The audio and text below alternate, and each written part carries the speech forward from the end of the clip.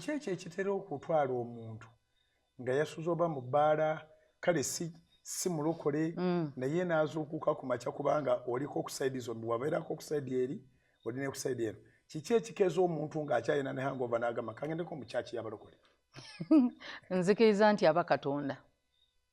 Ebiro biba bituuse ebyokusisinkana akwawula n'akujja mu kifo kye wandibadde ng'obeera na distracted okuwulira enjiri n'akutwala mu kkanisa.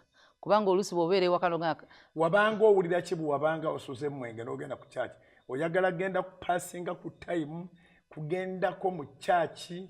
Waliwo omuntu agenda mu kyaki nga y'ensigo abazadde gye baamuwa gye baamuteekamu.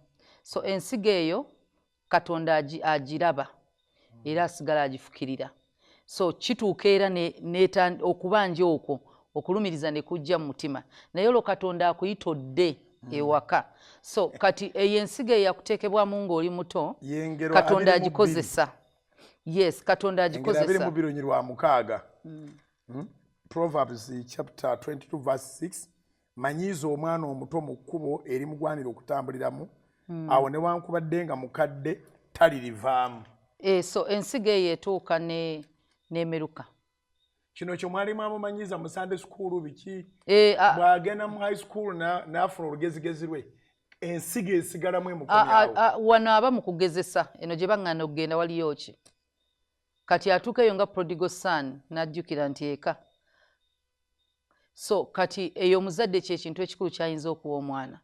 Then abalala era ayina bwe yawulirakokko ku njiri kangendeko olwairo mu balokole ndabe either abadde ayita ku street kyova olaba nze sikkiririza mu bantu bali ku street ababuulira enjiri okuddawo okuteekako music ne bazina sikirabamu nze nga nze. Yesu si dansa wa ku street. So waliwo b'osanga ng'oyitawo jjukira enjiri eno ekigambo ekimu kimala okugendera mu mutwe gw'omuntu naye nsobola oyitawo nendaba amazina ge wazinye nga siwulidde enjiri kubanga oluyimba kizibu oddussaako nnyo focus nga oli mu kuzina omuntu oddussaako so bw'ayitawo alaba abazina abula abalokole n'agenda naye omuntu tatute statement n'emu n'amazina togamanyi. So amazina go tegalina njiri gye gabuulidde.